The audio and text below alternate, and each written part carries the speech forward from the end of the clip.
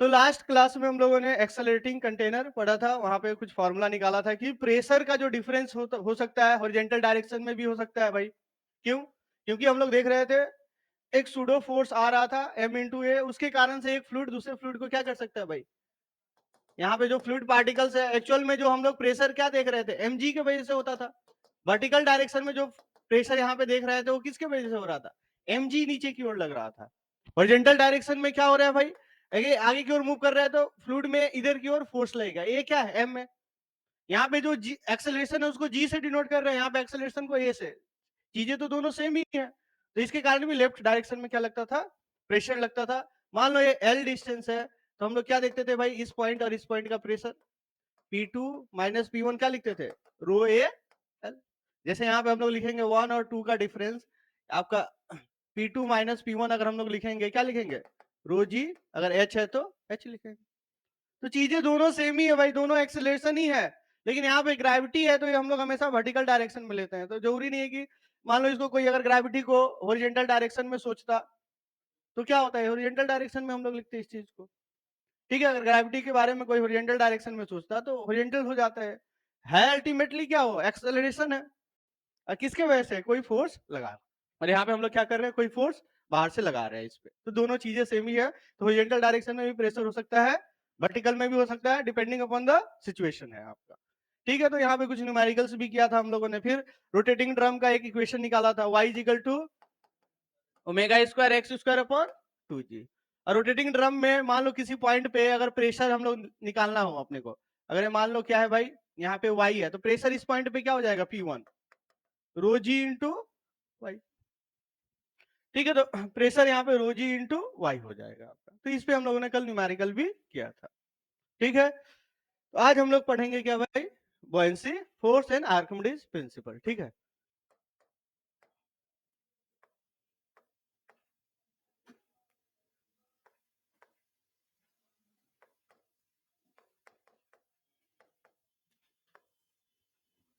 तो ये बुओयेंसी फोर्स क्या है? ठीक है, जैसे आप लोग सॉलिड में हम लोग क्या पढ़े थे भाई? फ्रिक्शन फोर्स पढ़े थे, राइट? कि मान लो कोई एक ऑब्जेक्ट आगे की ओर जा रहा है तो पीछे की ओर क्या एक रेजिस्टिव फोर्स मिल रहा था।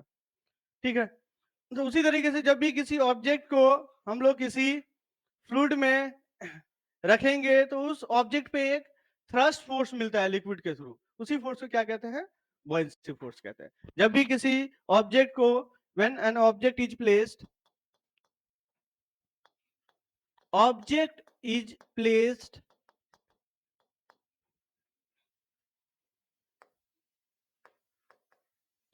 inside a liquid,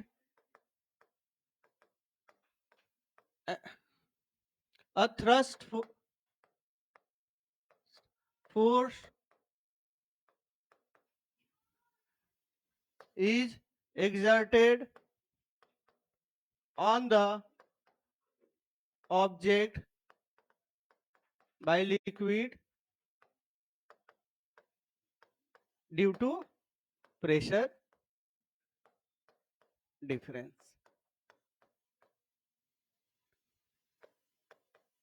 It is termed as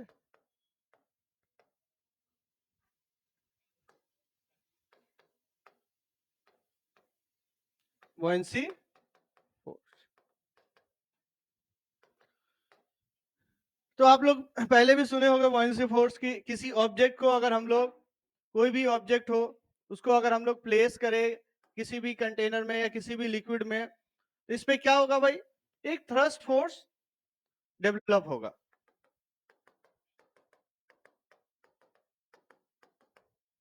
ठीक है, एक थ्रस्ट फोर्स डेवलप होगा, ऊपर की ओर लगेगा ये thrust force, F thrust force. इसी को हम लोग क्या कहते हैं? बुओयेंसी फोर्स कहते हैं। तो जरूरी नहीं है कि ये बॉडी अंदर ही एकदम सबमर्ज कंडीशन में हो, ऊपर भी हो सकता है। ये किसके वजह से लगता है? प्रेशर डिफरेंस के वजह से लगता है। तो मैं ये प्रूव करूंगा प्रेशर डिफरेंस के वजह से कैसे लगता है इस पे फोर्स। तो इसको हम लोग थ्रस्ट फोर्स भी कहते हैं। ठीक है, ये जो प्रेशर डिफरेंस के कारण जो फोर्स लगता है उसको थ्रस्ट फोर्स भी कहा जाता है। That is always perpendicular to the surface. ठीक है, हो गया। तो जैसे मैंने कहा आपको कि बुओयेंसी फोर्स बेसिकली क्या है? प्रेशर डिफरेंस के वजह से लगता है किसी भी बॉडी पे। ठीक है, बाय अ लिक्विड। तो इसकी क्यों इसको मैं कह रहा हूँ प्रेशर डिफरेंस की वजह से, इसको प्रूव भी किया जाएगा कि क्यों इसको हम लोग प्रेशर डिफरेंस की वजह से कह रहे हैं। तो चलो यहाँ पे हम लोग देखेंगे, अपने पास एक मान लो कंटेनर है, ठीक है।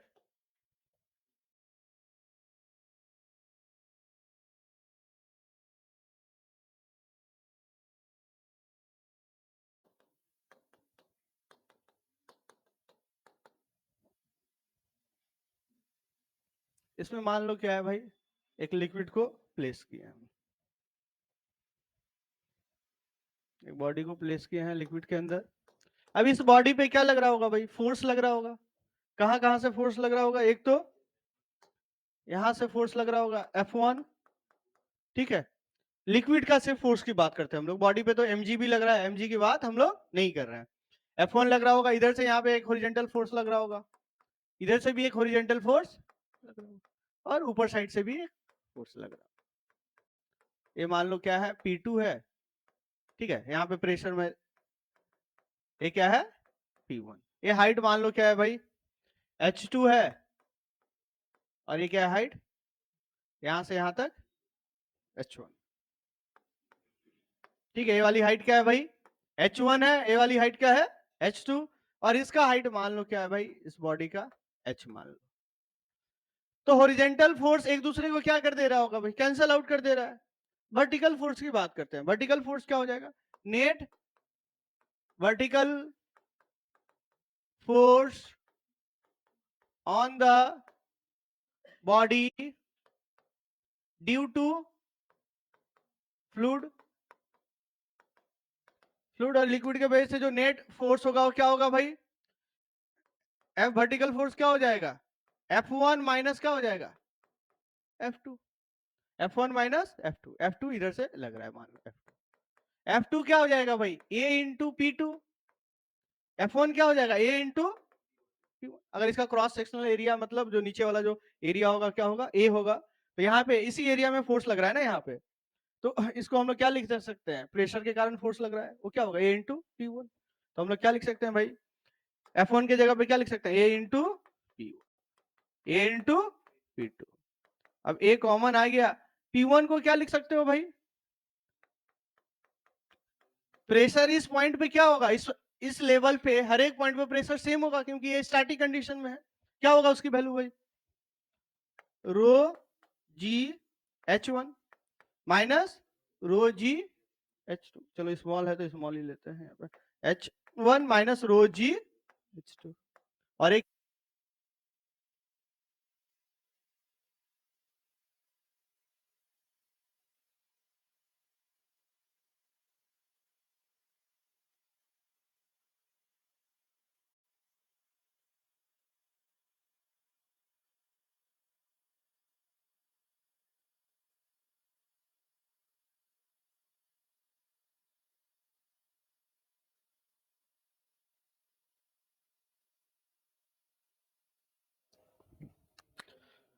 तो यहाँ पे देखोगे आप लोग, ये क्या है भाई, रो,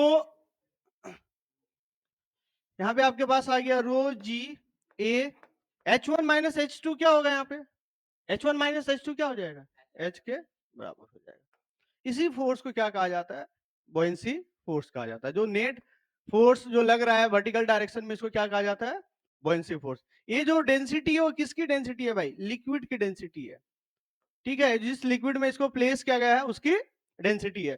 तो F equal to buoyancy force equal to net vertical force हो गया, ठीक है।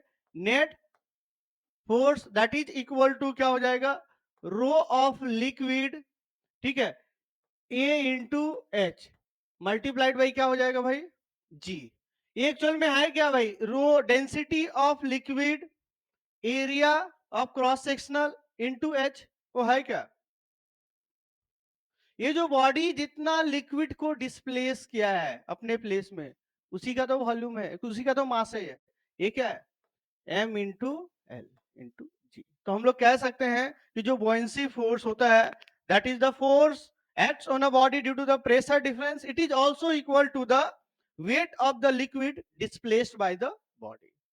तो buoyancy फोर्स को आर्किमिडीज ने अपने हिसाब से कैसे बताया, उन्होंने बोला कि भाई buoyancy force acting on a body is equal to the weight of the liquid displaced by the body. ठीक है, किसी भी बॉडी पे जो buoyancy force होगा that will be equal to weight of the liquid displaced by the body. और ये वाला क्या हो जाएगा, इसी को हम लोग क्या कहेंगे, weight of the liquid displaced by body. तो डेंसिटी ऑफ लिक्विड क्या है भाई, रोयल है. एरिया वॉल्यूम किसका लेंगे हम लोग, इस बॉडी का वॉल्यूम लेंगे. मतलब इतना ही फ्लूइड होगा ना, यहाँ पे इस बॉडी को हटा देंगे तो इतना ही फ्लूइड होगा, तो उसका वेट जो होगा वो क्या होगा, ml इंटू जी. ठीक है, तो आपको buoyancy फोर्स का आप दूसरे तरीके से हम लोग समझेंगे, डायरेक्ट फॉर्मूला अप्लाई करेंगे, क्या, weight of the liquid displaced by the body. ठीक है, लिखो इसको. समझ में आया. तो इसमें बच्चे कंफ्यूज रहते हैं कि प्रेशर इंटू एरिया वाला फोर्स कहाँ गया, जब हम लोग कैलकुलेशन करते हैं तो प्रेशर इंटू एरिया वाला फोर्स यही फोर्स है, net force acting on a body. वही किसको, उसी को हम लोग टर्म करते हैं, नए टर्म में देखते हैं, that is nothing but the buoyancy force है आपका. तो यहीं पे हम लोग आर्किमिडीज प्रिंसिपल लिखेंगे. तो आर्किमिडीज प्रिंसिपल क्या है, force buoyancy force acting on a body is equal to the weight of the liquid displaced by the body. और फिर कह रहा हूं कि buoyancy फोर्स क्या है, एक लिक्विड फोर्स है जो बॉडी पे एक्सर्ट किया जाता है due to the pressure difference. ठीक है, जो नेट फोर्स होता है उसी को टर्म कर दिया गया क्या भाई, buoyancy फोर्स. ऐसा कुछ एक्स्ट्रा यहाँ पे नहीं है. हो गया सभी का. तो यहाँ पे आप आर्किमिडीज प्रिंसिपल लिख लेना.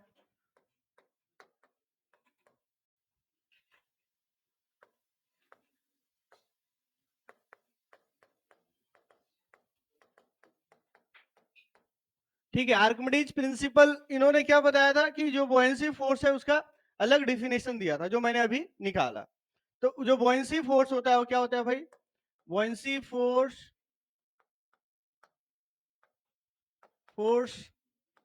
acting on a body is net is equal to the weight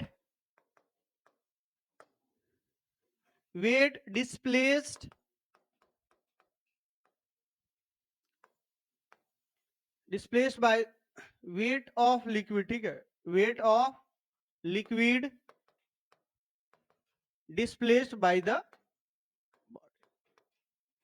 ठीक है, तो buoyancy फोर्स क्या है, F B is equal to weight of the liquid displaced by body. और हम लोग कह सकते हैं यहाँ पे क्या लिख सकते हैं भाई, density of liquid volume into क्या लिखेंगे भाई, जी. ठीक है, तो यहाँ पे जो V होगा वो क्या होगा, V सबमर्ज पार्ट, कितना पार्ट बॉडी का लिक्विड में है. यहाँ अभी जो कंडीशन देखे उस कंडीशन में क्या देखे, पूरा पार्ट बॉडी का सबमर्ज कंडीशन में था, लेकिन हमेशा ऐसा नहीं होगा. ये V क्या है, volume of body which displaces liquid. और आप कह सकते हो कि, और इसको आप कह सकते हो volume of liquid displaced by body. तो किसी भी तरीके से समझ सकते हो. एक तो कह सकते हो कि वॉल्यूम ऑफ बॉडी का वो वॉल्यूम है जो लिक्विड को क्या कर रहा है, डिस्प्लेस कर रहा है. दूसरे तरीके से volume of the liquid displaced by the body. इसके हिसाब से आपको समझना है.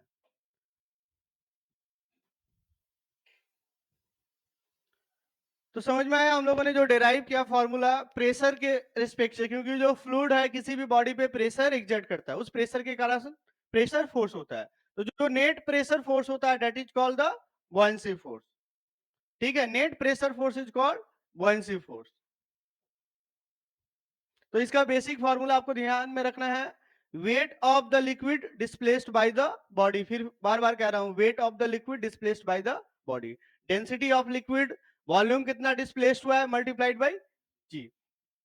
जैसे mg कहते हैं ना हम लोग, तो रोयल इंटू भी क्या होता है, ml होता है, इंटू जी हो गया आपका, हो गया।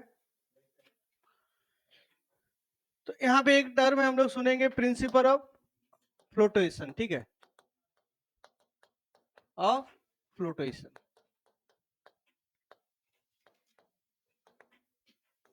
प्रिंसिपल ऑफ फ्लोटेशन क्या कहता है भाई आपका,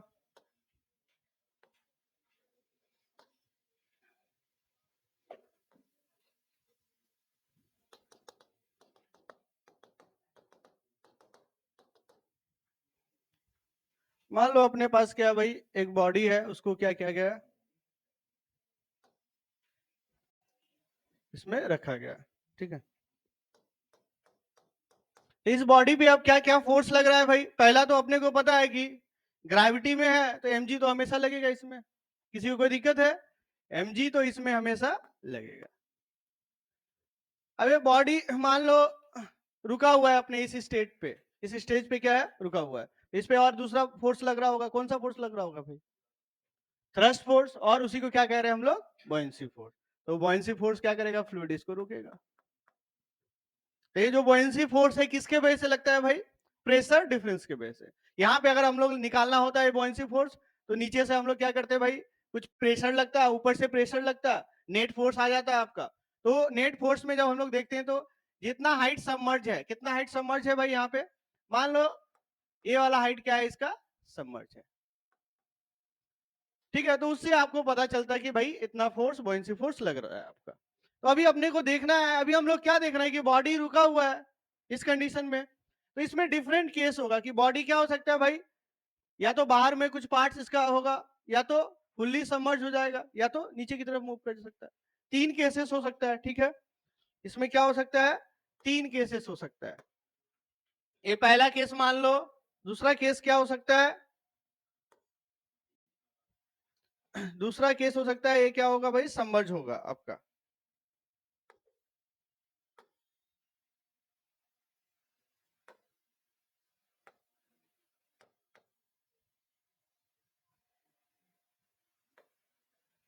दूसरा केस में क्या होगा भाई कि इसका जो सरफेस तक लिक्विड है,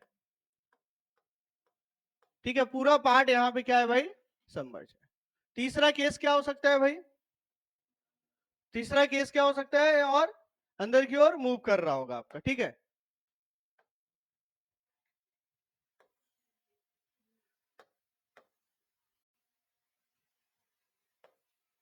मान लो अंदर की तरफ ये क्या करता, मूव करता।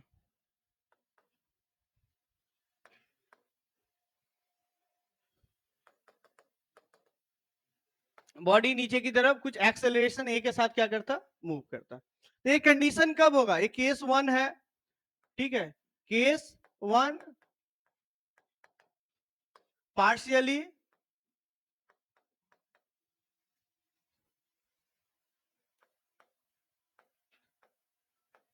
पार्शियली सबमर्ज, मतलब कुछ पार्ट इसका क्या है, इसके अंदर है, ठीक है। तो ये क्यों हो रहा है ऐसा भाई, क्यों नहीं पूरा पार्ट इसका अंदर जा रहा है बॉडी का, क्योंकि हम लोग देख रहे हैं जो बॉयंसी फोर्स नीचे से जो फोर्स लग रहा होगा उसकी मैग्नीट्यूड क्या होगी भाई, ज्यादा होगी। तो हम लोग क्या लिख सकते हैं इसको, बॉयंसी फोर्स को एफ बी इंटू क्या लिखेंगे, F B is greater than must be M G. F B क्या हो रहा होगा भाई, ग्रेटर देन एम जी हो रहा होगा। और हम लोग यहाँ पे लिख सकते हैं, जैसे एफ बी का वैल्यू क्या होता है, density of liquid volume displaced into g, ठीक है। ये एफ बी का मैक्सिमम वैल्यू लिख रहे हैं हम लोग। एफ बी का मैक्सिमम वैल्यू क्या होगा, जो बॉडी का वॉल्यूम होगा डिस्प्लेस्ड करेगा, उसका डेंसिटी होगा लिक्विड का मल्टीप्लाइड बाई क्या होगा, जी। और एम जी क्या होगा भाई, रो of body, volume of body into जी। ये एफ बी मैक्स कह रहा हूं मैं। मैक्सिमम बॉयंसी फोर्स क्या मिल सकता है अपने को, density of the liquid total volume submerge multiplied by g. तो यहाँ पे देखोगे डेंसिटी ऑफ लिक्विड क्या है, greater than density of body. उस केस में क्या होगा भाई, ये ऊपर ही कुछ पार्ट इसका ऊपर ही तैरता रहेगा। आया समझ में? तो जब अगर कुछ पार्ट ऊपर ही रह जा रहा है तो कितना पार्ट होगा वो हम लोग बाद में कैलकुलेट करेंगे, लेकिन अगर पार्शियली सबमर्ज कंडीशन है that means the density of the liquid must be greater than the density of the body. ठीक है, केस 2 का जब हम लोग बात करेंगे इसमें क्या होगा भाई? ठीक है, fully submerge, fully submerge, fully submerge मतलब क्या? सरफेस के जस्ट इनसाइड में क्या कर रहा है ये भाई? फ्लोटिंग कर रहा है, और फ्लोटिंग हम लोग कहेंगे इसको। ठीक है, फ्लोटिंग इनसाइड, फ्लोटिंग इनसाइड। तो इस केस में अगर मान लो लिक्विड के अंदर में इनसाइड आपका फ्लोट कर रहा है, उस केस में क्या हो रहा होगा भाई? इसका जो mg होगा किसके बराबर होगा? ठीक है, buoyancy force must be equal to mg, और हम लोग rho liquid volume into g, rho of body into v into g. तो रो ऑफ लिक्विड क्या होगा भाई? रो ऑफ बॉडी के बराबर होगा। तीसरा केस में क्या होगा भाई? नीचे की ओर मूव कर रहा है विथ एक्सेलरेशन। केस 3 क्या है? Accelerating downward, accelerating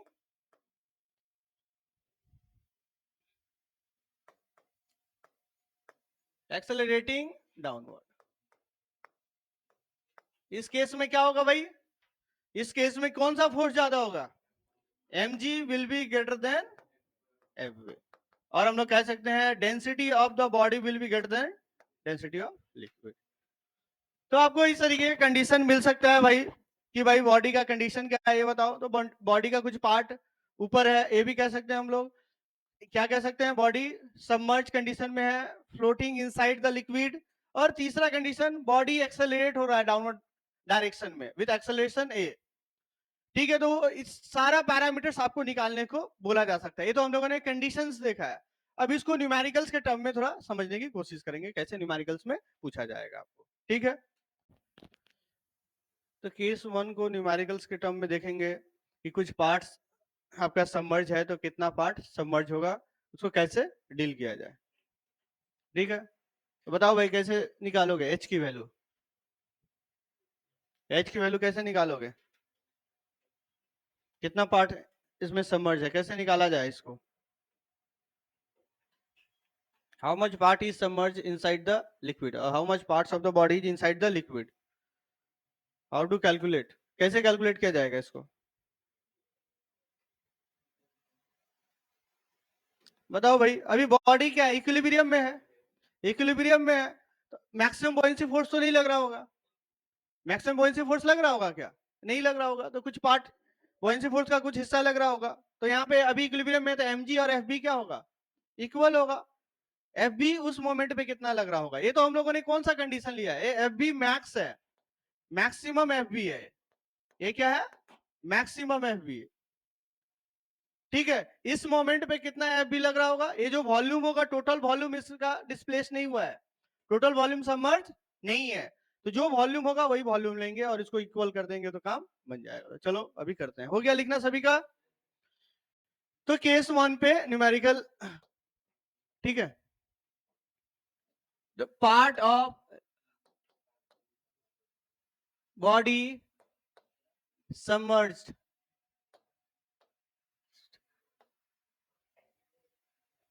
inside liquid। ठीक है, if rho of liquid is greater than rho of B.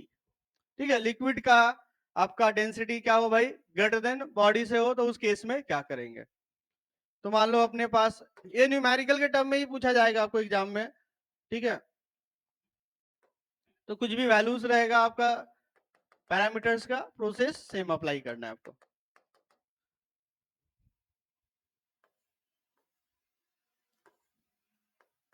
मान लो बॉडी का हाइट क्या है भाई? h है। ठीक है, बॉडी का हाइट, टोटल हाइट क्या है? h है। इसका क्रॉस सेक्शनल एरिया जो है आपका, ठीक है, क्रॉस सेक्शनल एरिया इसका क्या है भाई? ए मान लो। क्रॉस सेक्शनल एरिया क्या है? ए वाला क्रॉस सेक्शनल एरिया मतलब जो पानी की ओर जिसपे थ्रस्ट फोर्स लगेगा, ऊपर वाला एरिया, ए वाली एरिया का बात कर रहे हैं।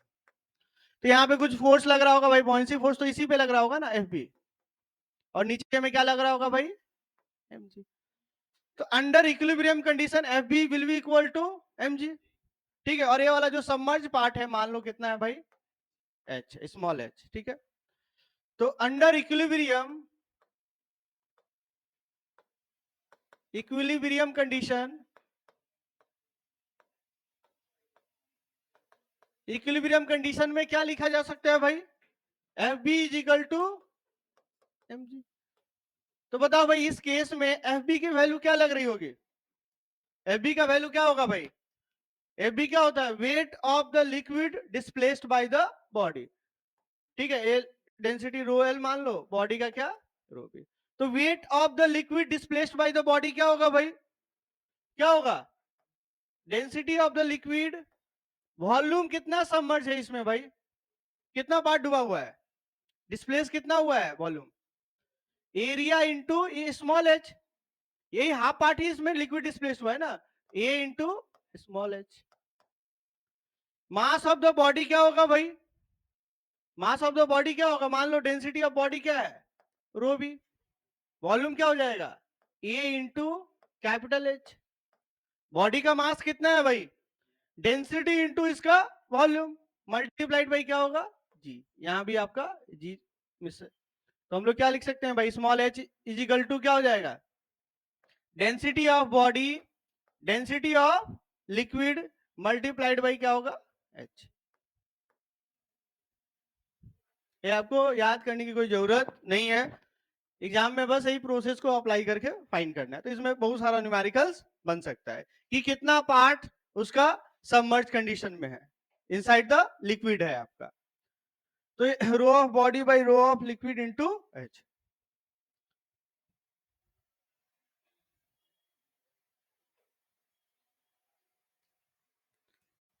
अगर मान लो लिक्विड आपका वाटर है, ठीक है, लिक्विड क्या है, वाटर है, तो उस केस में rho of body by rho of water, rho of body by rho of water को क्या कहा जाता है भाई,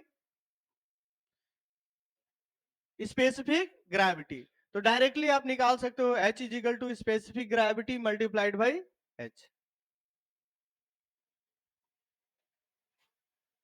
ठीक है। स्पेशल केस यहां पे लिख लेना, special case if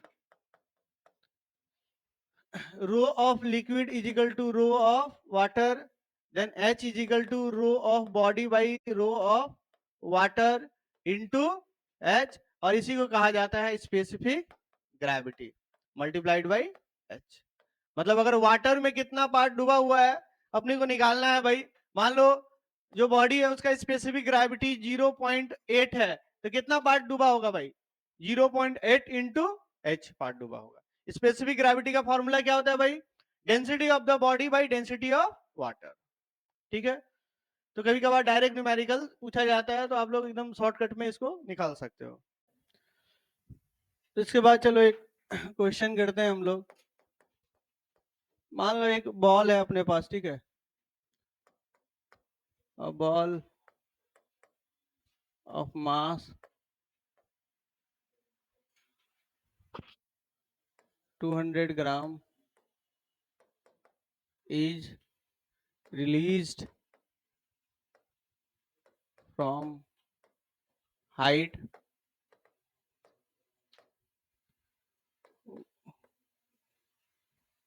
100 meter from above the surface of a liquid as shown in figure.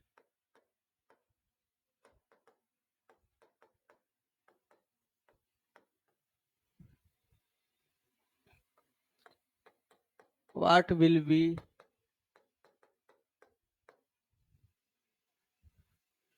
the depth up to which ball will go inside liquid, ठीक है। मान लो एक बॉल है अपने पास, इस बॉल को क्या किया गया भाई, एक लिक्विड पे कंटेनर है, इसमें क्या रखा गया, लिक्विड है।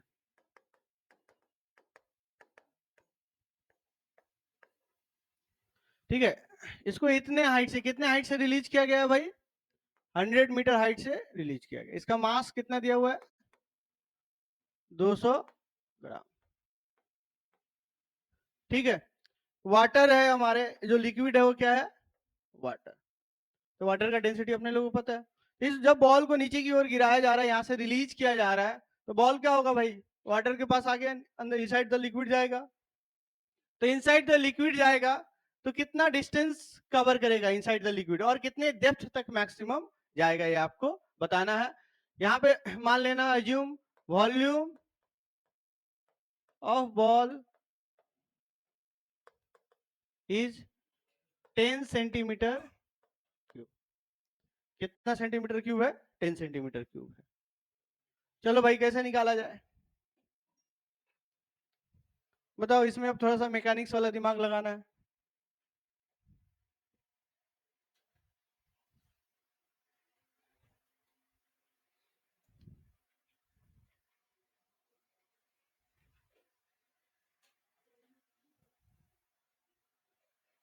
कैसे फाइंड किया जाएगा, बोलो।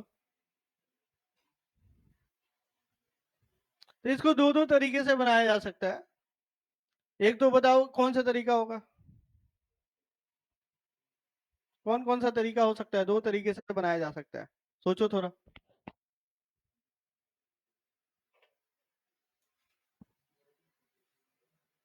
बताओ भाई, क्या होगा तरीका। वर्क एनर्जी थ्योरम, सही कह रहे हो, वर्क एनर्जी थ्योरम सही बन जाएगा। क्योंकि आपको क्या पता है भाई, इनिशियली वेलोसिटी इसकी क्या है, और फाइनल वेलोसिटी क्या होगा जब ये मान लो डेप्थ डी तक पहुंचेगा, वीएफ भी क्या हो गया, जीरो हो गया। और यहाँ पे कौन कौन सा फोर्सेस है जो वर्क कर रहा है, ये भी पता है आपको। एक तो ग्रेविटी फोर्स है, दूसरा कौन सा फोर्स काम करेगा, बॉयंसी फोर्स करेगा। बॉयंसी फोर्स कहां से कहां तक काम करेगा, यहां से सिर्फ यहां तक काम करेगा। तो भाई वर्क एनर्जी थ्योरम क्या लिख सकते हो भाई, work energy theorem, work done by gravity force, work done by buoyancy force must be equal to change in, और work done by gravity force क्या होगा भाई, एम जी इंटू क्या होगा, एम जी क्या होगा, दिस प्लस दिस होगा, तो क्या हो जाएगा 100 प्लस डी।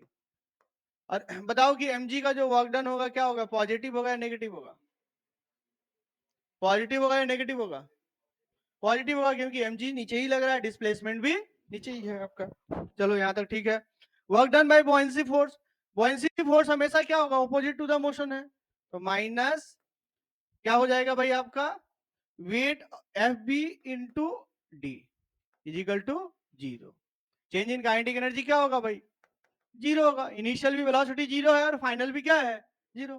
तो आप क्या लिख सकते हो यहाँ पे, एम का वैल्यू अपने को पता है 200 ग्राम, और जी का भी वैल्यू पता है, चलो m into g into 100 plus m जी इंटू डी।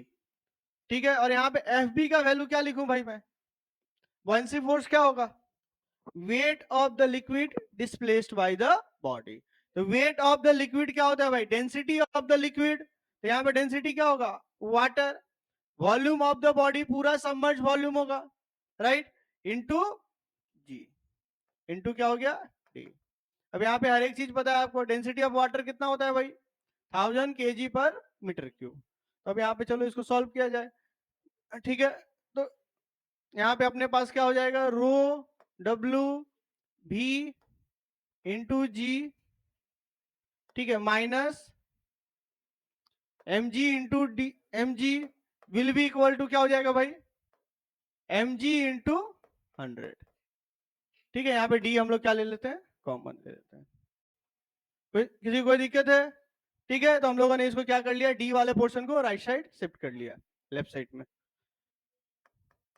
तो चलो डी हम लोग कैसे निकालेंगे, rho of water 1000, 10 centimetre cube है भाई, सेंटीमीटर क्यूब को मीटर क्यूब में चेंज करने के लिए क्या करना होता है, सेंटीमीटर को 10 to the power 6, 10 to the power -6, into g क्या हो जाएगा 10 माइनस एम जी कितना होगा 200 ग्राम। तो 200 केजी में करेंगे 10 to the power minus 3 equal to 200 10 to the power minus 3 into 100। तो कितना हो जाएगा भाई यहाँ पे? वैल्यू नेगेटिव में आ रहा है क्या? वॉल्यूम, तो वॉल्यूम को थोड़ा 100 कर लो, ठीक है, 1000 सेंटीमीटर क्यूब कर लो इसको, वॉल्यूम को 1000 सेंटीमीटर क्यूब कर लो। तो ये कितना हो जाएगा भाई? वॉल्यूम रो ऑफ वाटर, ये तो हो गया। वॉल्यूम को 1000 सेंटीमीटर पर क्यूब कर लो तो 10 था,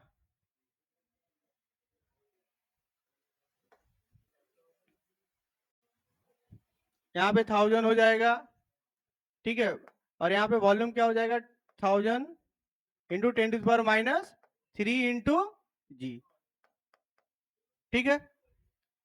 और यहाँ पे हम लोगों ने, चलो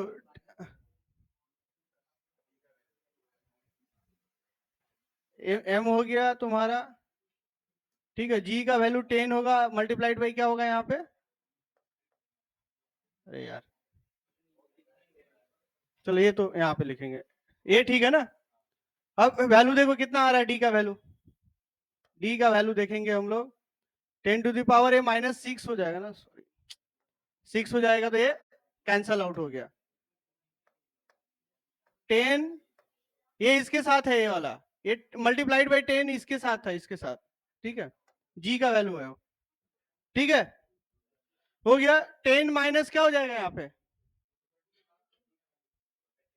पे, चलो ठीक है, यहाँ पे क्या हो जाएगा भाई, इसमें क्या हो जाएगा 10 माइनस, इसमें क्या हो जाएगा 2 विल बी इक्वल टू, यहाँ पे 10 टू द पावर माइनस 3, तो ये तीनों कैंसिल हो जाएगा 200। तो डी का वैल्यू कितना हो जाएगा 200 डिवाइड बाई 8 25।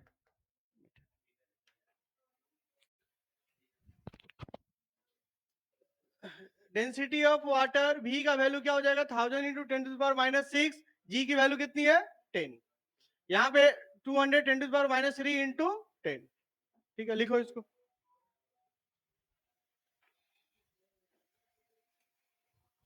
तो इसमें दूसरे तरीके से भी क्वेश्चन बन सकता है भाई, कैसे? अगर मान लो इसको नीचे की ओर कोई प्रेशर से दबा के रखा हुआ है, रिलीज किया जाएगा तो क्या होगा, ये कुछ ऊपर तक जाएगा, तो मैक्सिमम हाइट कितने तक जाएगा वो भी पूछा जा सकता है, ठीक है, मैक्सिमम हाइट कितने तक जाएगा वो भी पूछा जा सकता है। प्रोसेस समझ में आया क्या करना है? तो इसका दूसरा तरीका से भी न्यूमेरिकल बन सकता है, क्या, नीचे की ओर मान लो कॉम्प्रेस करके रखा गया, दबा कर रखा गया, छोड़ा जाएगा तो क्या होगा, ऊपर की ओर जाएगा, तो कितने हाइट तक जाएगा वो पूछा जा सकता है। तो सेम प्रोसेस रिवर्स तरीके से अप्लाई करना है आपको। तो अब इसके बाद एक टर्म का नाम सुनेंगे हम लोग, एपरेंट वेट, ठीक है, apparent weight of the body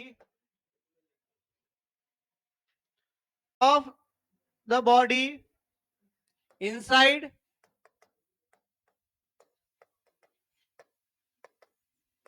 apparent wait का मतलब क्या है भाई, जो मेजर्ड वैल्यू होगा, एक्चुअल जो वेट होता है वो क्या होता है हमारा mg, अगर हम लोग नॉर्मली अपना वेट मेजर करें तो क्या होता है mg, लेकिन अगर g का वैल्यू चेंज हो, नेट g का वैल्यू, g इफेक्टिव का वैल्यू चेंज हो, तो वेट क्या होगा, चेंज होगा, उससे रिलेटेड जो वेट होता है that is called apparent weight, ठीक है, वेट मेजर्ड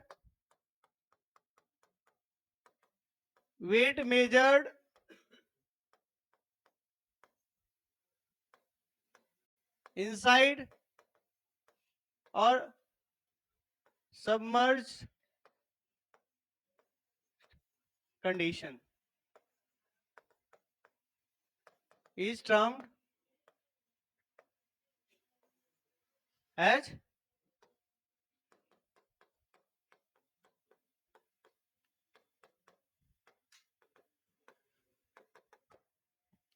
ठीक है, मान लो एक बॉडी है भाई अपने पास,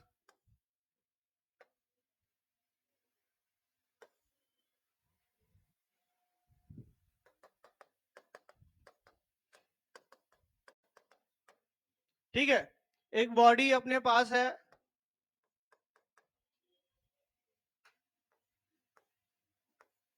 एक वेटिंग मशीन के साथ यहाँ पे इसको हैंग किया गया।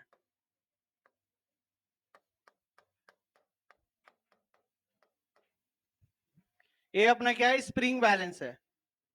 ये क्या है भाई, स्प्रिंग बैलेंस।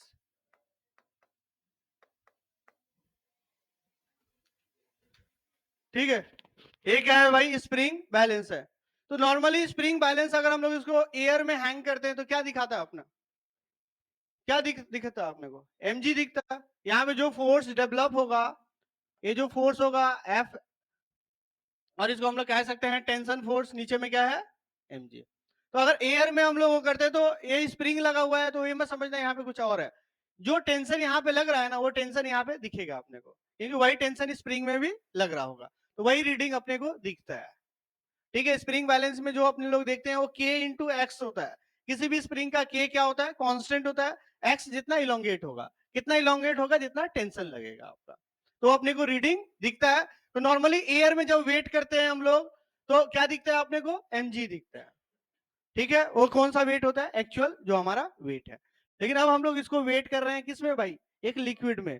लिक्विड में जब हम लोग वेट करेंगे तो यहाँ पे क्या होगा, एक एक्स्ट्रा फोर्स का इफेक्ट देखने को मिला, दैट इज कॉल्ड बुओयेंसी फोर्स। तो अब हमारा जो वेट होगा T प्लस एफ बी, क्या लिखेंगे भाई हम लोग, mg, और T इजिकल टू क्या हो जाएगा, mg माइनस एफ बी। ये जो T है ना, this tension is equal to the spring force or reading in spring balance. It is also called apparent weight.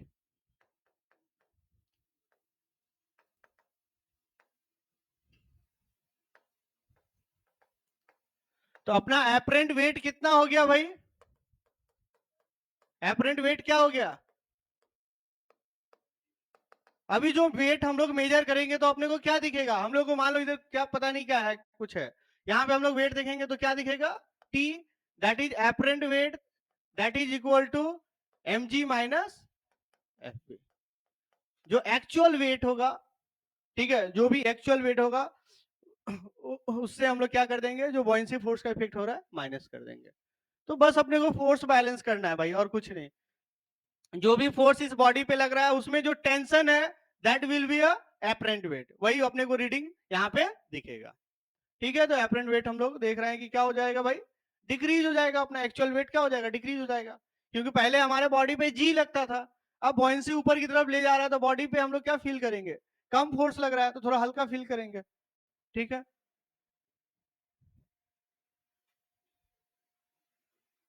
अगर बॉयंसी फोर्स, ठीक है, अगर बॉयंसी फोर्स आपका ग्रेविटी फोर्स के बराबर हो जाए तो उस केस में एपरेंट वेट क्या हो जाएगा, जीरो हो जाएगा। तो हम लोग कैसा फील करेंगे भाई, वेटलेस फील करेंगे। ठीक है, अगर मान लो कि लिक्विड के सरफेस पे कभी कभार देखते हो कोई तैरता होगा तो फ्रीली तैर रहा है, तो क्या होता है, वेटलेस फील करता है। स्प्रिंग को देख के डरना नहीं है, जो टेंशन है वो स्प्रिंग फोर्स के बराबर है, वही आपका रीडिंग है। ठीक है, वही रीडिंग है आपका।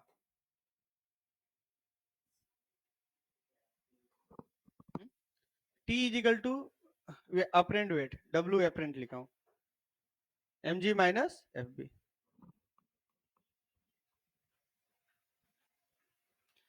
तो इस कॉन्सेप्ट को यूज करके हम लोग कोई भी मटेरियल में, ठीक है, किसी भी मटेरियल में, मान लो कोई कंपोजिट मटेरियल है, तो उसमें किसी भी मटेरियल का कितना पार्ट है वो आसानी से फाइंड कर लेते हैं, कितना वॉल्यूम है वो आसानी से फाइंड कर लेते हैं। मान लो कि कोई ज्वेलरी है आपके पास, ठीक है, जो किससे बना हुआ है, कॉपर और गोल्ड से बना हुआ है, तो कॉपर का कितना पार्ट है उसमें, गोल्ड का कितना पार्ट है, हम लोग इस मेथड के थ्रू आसानी से फाइंड कर सकते हैं।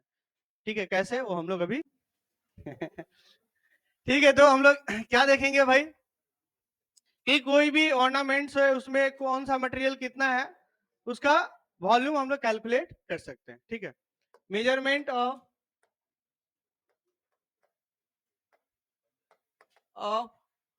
Volume of material in composite material.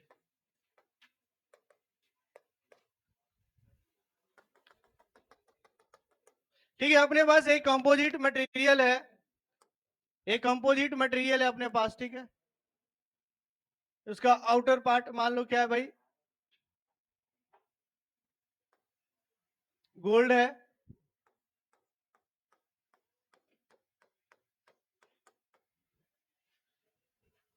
Inner part मान लो क्या है, कॉपर है। तो इसका वॉल्यूम मान लो V1 है और इसका वॉल्यूम क्या है, V2। इसमें कितना मिलावटी है पता चल सकता है। ये मान लो गोल्ड है, ठीक है, ये मान लो क्या है, गोल्ड है। तो गोल्ड को हम लोग कैसे दिखाते हैं भाई, Ag से, ठीक है। कॉपर को कैसे दिखाते हैं हम लोग, Cu से। कॉपर क्या हो जाएगा, Cu। तो सिंबल ही यूज करेंगे हम लोग, ठीक है। तो कितना पार्ट है कौन, कैसे हम लोग अभी जो कॉन्सेप्ट सीखे हैं उसके थ्रू निकाल सकते हैं। तो इसमें दो कंडीशन है। इस मटेरियल को क्या किया जाता है भाई, दो तरीके से वेट किया जाएगा। एक कहां पे, फ्रीली एयर में वेट करेंगे, दूसरा कहां पे वेट करेंगे, इसको लिक्विड में किसी वेट करेंगे, ठीक है। तो इसमें मेथड जो है आपका, मेथड कि पहली बार क्या करेंगे भाई, measuring weight, measuring weight in air. Air में हम लोग अगर वेट इसका मेजर कर रहे हैं स्प्रिंग बैलेंस के हेल्प से, ठीक है, स्प्रिंग बैलेंस के हेल्प से अगर मेजर करें इसका वेट,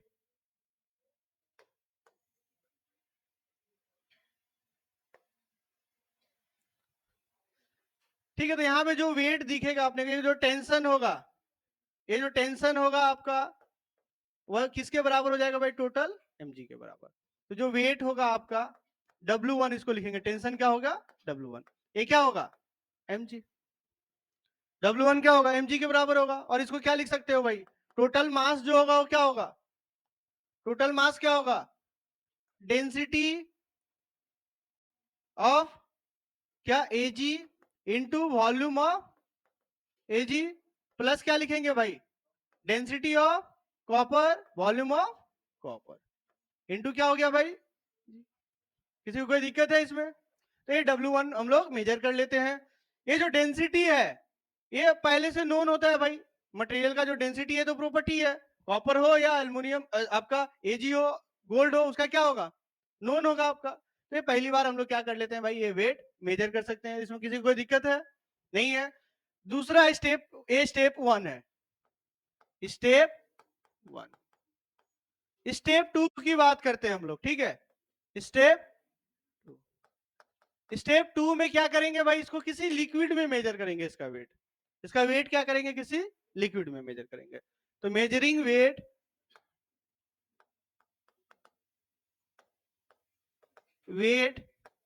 इन अ लिक्विड,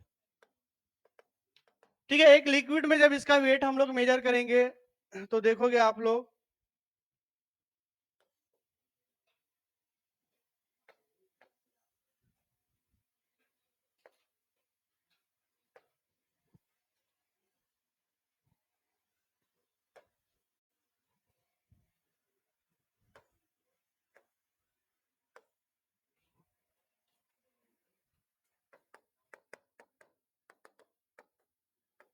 तो इस पे क्या होगा, इस कंडीशन में क्या होगा भाई, जब लिक्विड में मेजर करेंगे तो कुछ बॉयंसी फोर्स लगेगा, वो बॉयंसी फोर्स क्या होगा, Fb।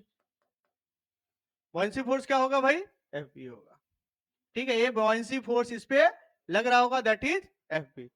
अरे यहाँ पे जो रीडिंग दिखाएगा, यहाँ पे अभी जो रीडिंग दिखाएगा वो क्या होगा भाई, यहाँ पे जो रीडिंग होगा वो क्या होगा, टेंशन अभी क्या हो जाएगा, W2 होगा। अभी जो होगा क्या होगा, W2 वेट। ये भी हम लोग मेजर कर सकते हैं। तो हम लोग यहाँ पे क्या लिख सकते हैं भाई, इस केस में, केस 2 में क्या लिख सकते हैं हम लोग, wait to W2 is equal to क्या होगा भाई, W2 plus FB is equal to क्या होगा, जो एक्चुअल वेट था हमारा, जो एक्चुअल वेट था क्या था भाई, mg। यही होगा ना, mg कहां लग रहा है, नीचे की ओर, FB ऊपर की ओर। ये जो टेंशन है वो क्या है, W2 के बराबर है।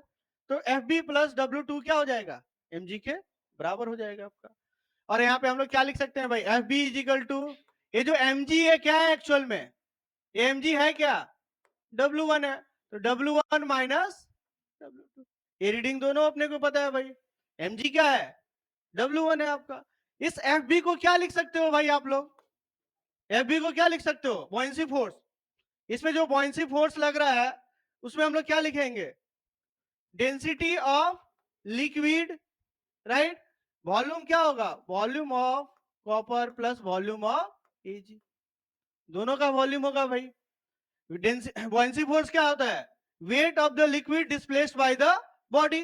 तो वेट ऑफ द लिक्विड कैसे लिखेंगे, density of the liquid multiplied by कितना डिस्प्लेस्ड हुआ है, कितना डिस्प्लेस्ड हुआ है, जो दोनों का वॉल्यूम था आपका, इनटू क्या लिखेंगे भाई जी, ये क्या हो जाएगा, W1 माइनस W2। तो यहां से आपको क्या मिल जाएगा भाई, volume of copper plus volume of Ag will be equal to W1 minus W2, जी हो गया, और यहाँ पे क्या हो गया, रो ऑफ लिक्विड। तो एक इक्वेशन आपको क्या मिल गया भाई, ये मिल गया। एक इक्वेशन आपको क्या मिला हुआ है अपने लोगों को भाई, यहाँ पे W1 इजिकल टू, ठीक है, W1 इजिकल टू mg और रो Ag भी Ag प्लस रो Cu भी Cu इंटू जी। एक इक्वेशन आपको वही मिला हुआ है। तो दो इक्वेशन है, इसमें अननोन क्या है, सिर्फ volume of Ag, volume of copper.